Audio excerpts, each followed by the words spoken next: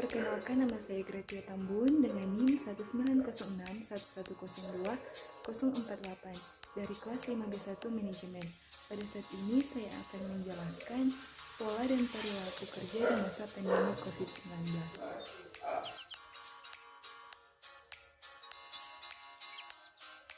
Sudah hampir 2 bulan kebijakan bekerja dari rumah atau work from home diberlakukan sejak 16 Maret 2020.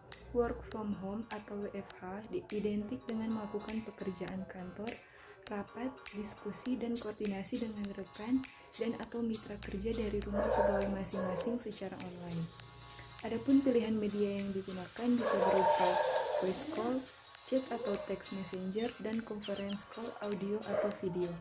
Beberapa pilihan aplikasi video conference pun saat ini beragam seperti Google Meet, Microsoft Teams, Zoom, Skype, dan lain sebagainya. Data survei online tentang dampak darurat virus corona terhadap buruh atau karyawan menunjukkan bahwa sebanyak 51% karyawan tetap bekerja namun hanya dari rumah atau tidak ke kantor atau tempat kerja.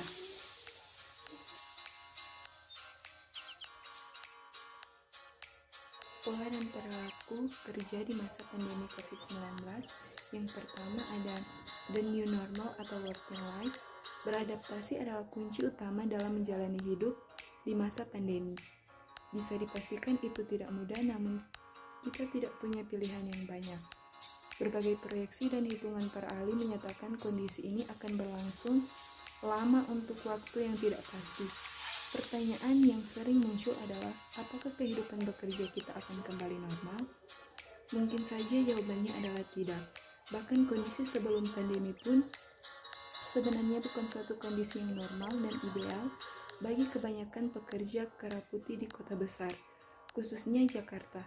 Beban kerja yang berat dan lamanya waktu perjalanan menuju dan pulang kantor merupakan penyebab utama ketidakidealan kehidupan bekerja di kota besar. Skema WFH dapat dianggap sebagai bentuk pola kerja baru yang mampu meningkatkan kualitas antara kerja dan kehidupan. Namun WFH tentunya memiliki tantangan tersendiri, seperti koordinasi tidak selancar ketika tatap muka langsung, kehilangan suasana kerja dan kebersamaan, konsentrasi kerja yang rendah, ritme dan jam kerja yang tidak teratur, gangguan teknis dan biaya komunikasi, serta permasalahan administrasi. Mulai menerima dan pelan-pelan beradaptasi dengan bentuk kenormalan kerja yang baru merupakan langkah positif yang patut untuk dilakukan. Bagi pegawai yang melakukan WFH dapat diawali dengan meningkatkan kemampuan penguasaan teknologi komunikasi. Hal ini menjadi prasyarat berlangsungnya koordinasi secara online.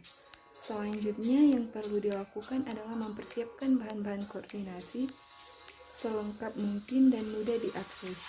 Mengatur alokasi waktu untuk pekerjaan kantor dan pekerjaan rumah, mengikuti online meeting yang terjadwal dan tepat waktu, memiliki strategi untuk mengatasi kebosanan, dan tetap melakukan kontak dengan rekan kerja.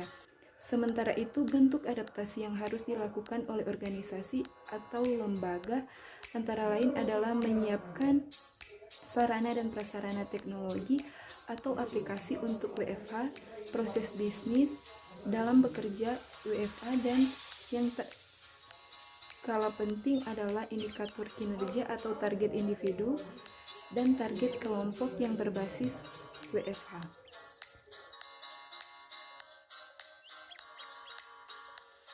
Yang kedua, adopsi dan awareness.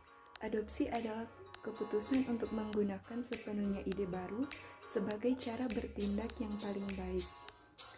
Ahli psikologi Rogers tahun 1983 mengatakan bahwa dalam sebuah proses adopsi, seseorang akan melalui beberapa tahapan, yaitu kesadaran atau awareness, minat atau interest, penilaian atau evaluation, mencoba atau trial, dan terjadilah adopsi atau adoption.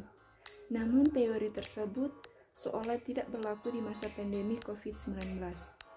Dengan waktu cepat, hampir seluruh pegawai yang bekerja di lembaga atau perusahaan mengadopsi WFH.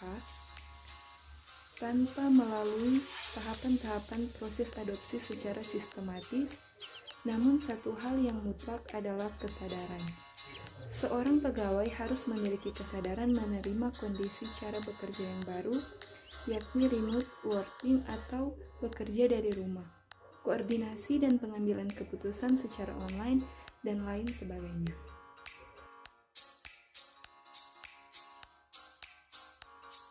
Yang ketiga, adopsi. Setiap orang memiliki pengalaman yang cukup dalam hal beradopsi.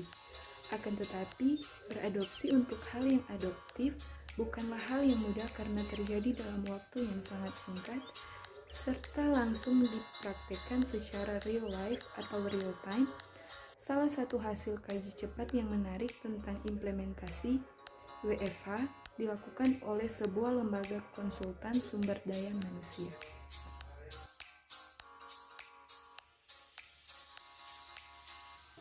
Terlepas dari pandemi COVID-19 yang menghantui setiap manusia di muka bumi ini, skema WFH patut dijadikan alternatif cara bekerja baru, khususnya bagi jenis-jenis pekerjaan yang bukan bersifat pelayanan publik. Bahkan beberapa perusahaan swasta asing sudah menerapkan skema ini jauh lebih dulu tanpa embel-embel pandemi. Koordinasi pegawai secara tatap muka di kantor hanya dilakukan berkala dan terjadwal. Selebihnya, pegawai bekerja secara online di rumah masing-masing.